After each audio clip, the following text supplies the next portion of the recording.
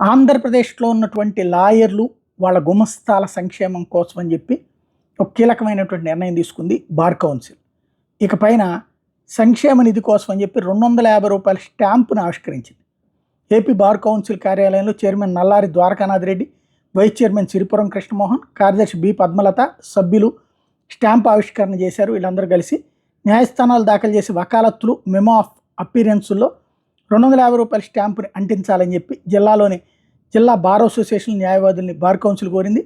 ఇలాగ 250 రూపాయలు అంటే ఒక రకంగా చెప్పండి, ప్రతి కక్షిదారుడు మీద 250 రూపాయలు తెలియకుండానే భారం మోపుతారనమాట. అంటే వాళ్ళకి దగ్గర నుండి వసూలు చేస్తారు. ఆ డబ్బులతో